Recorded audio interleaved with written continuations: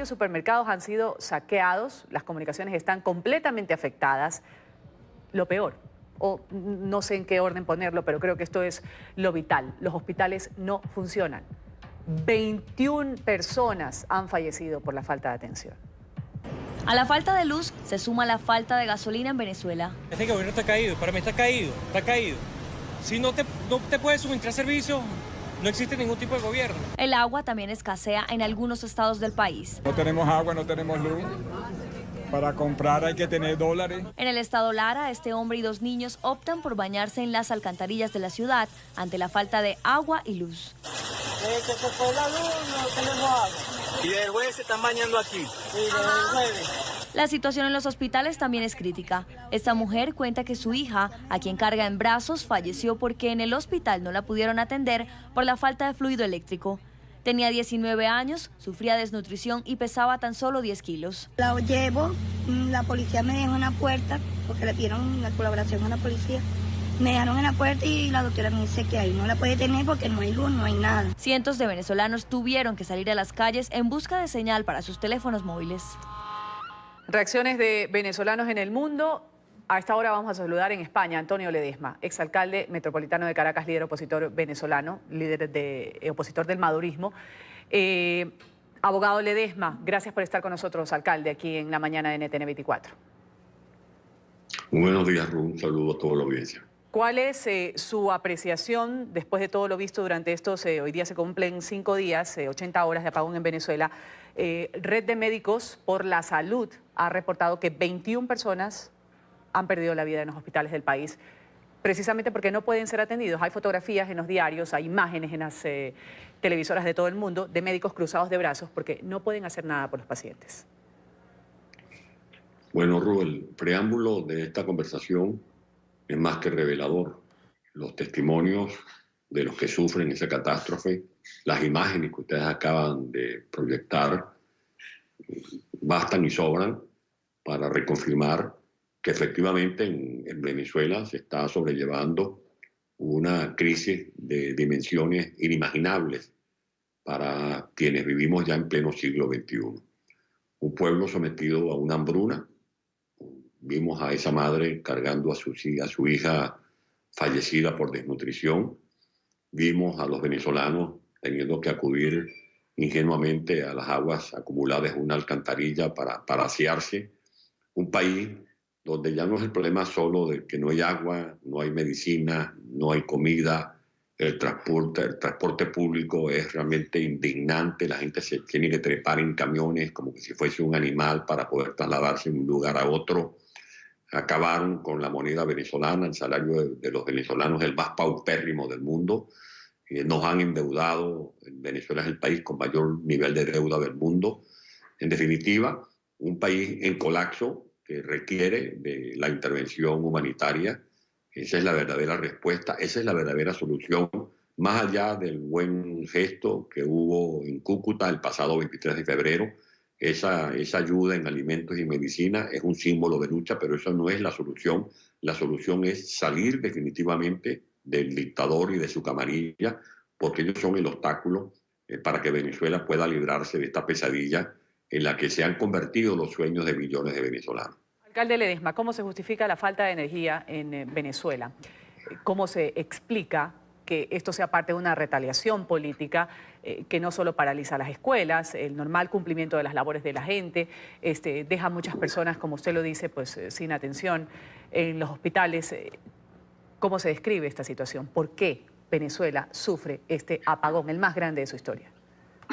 Es una consecuencia de una mezcla de elementos. Por una parte, la incapacidad de quienes han querido ofrecer a Venezuela con unos planes primitivos superar las carencias de los venezolanos. Esta es una gente que ha llegado a administrar más de $1 trillón y con ese caudal de recursos lo que vemos es que la situación de pobreza se ha agravado. 90% de los venezolanos viven en condición de pobreza. Los hospitales están prácticamente colapsados. La infraestructura del país, carreteras, autopistas, puentes, aeropuertos, acueductos, están también colapsados. Venezuela tiene el sistema del Guri, que es uno de los emporios hidroeléctricos más grandes del mundo, después de Itaipú, que es una empresa construida entre Paraguay y Brasil, después de las tres gargantas de China, Guri es la más grande del planeta. Venezuela tiene una capacidad instalada de cerca de 35.000 megavatios, más que suficientes para autoabastecernos y para vender energía eléctrica a los países vecinos como Colombia, Brasil, etc.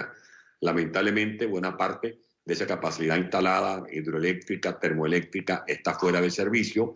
No es problema de recursos, no es problema de técnicos. En su oportunidad, Venezuela ha tenido los mejores técnicos en materia petrolera, en materia de servicios eléctricos. Eso fue un proyecto que impulsó Leopoldo Sucre Figarela, que condujo de manera magistral el doctor Efraín Carrera, pero esos técnicos fueron expulsados, fueron maltratados, se dispusieron más de 100.000 millones de dólares para comprar equipos, termoeléctricas, plantas eléctricas. Lo que se compraron fue chatarra, se robaron el dinero.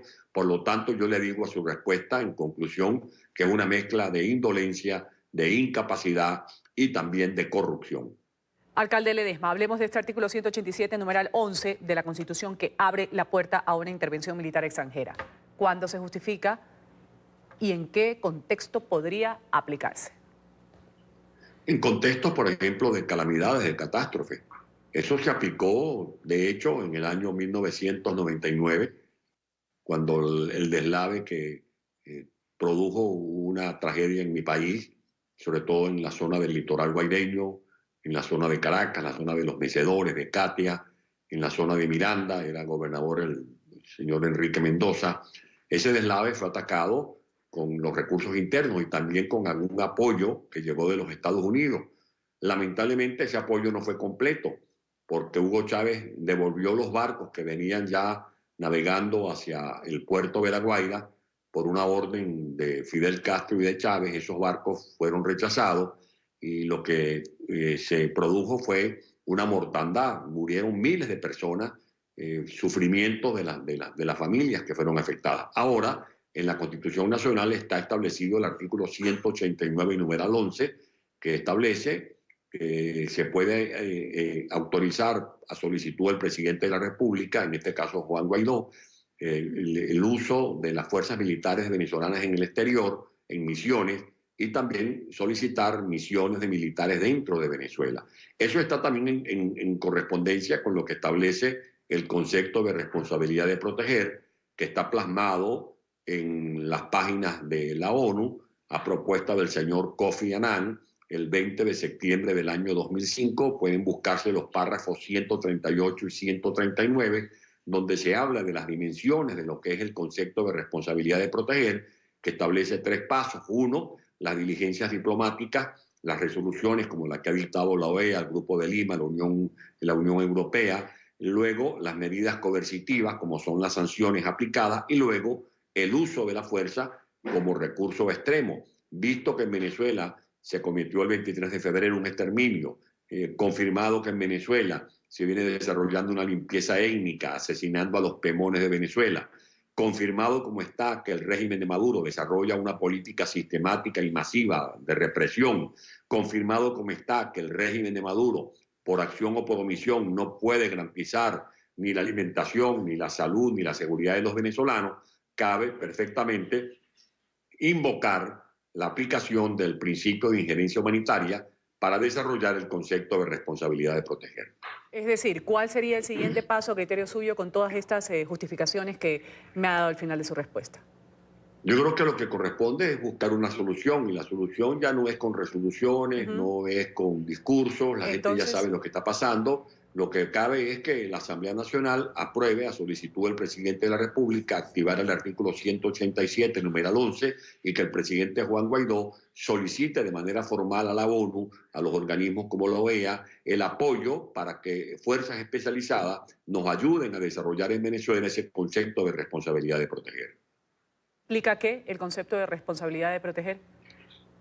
Lo que yo le he dicho, lo que se ha venido aplicando con las diligencias diplomáticas, las medidas coercitivas y luego el uso de la fuerza cuando se trata de un régimen forajido como el que sin duda alguna es el que está martirizando al pueblo de Venezuela. En Venezuela hay un exterminio, en Venezuela hay un genocidio silencioso, en Venezuela han muerto miles de personas y están muriendo miles de personas y seguirán muriendo miles de personas a menos de que la comunidad internacional nos auxilie, porque, yo lo confieso sin ningún tipo de vergüenza, solo no podemos librarnos de este estado forajido.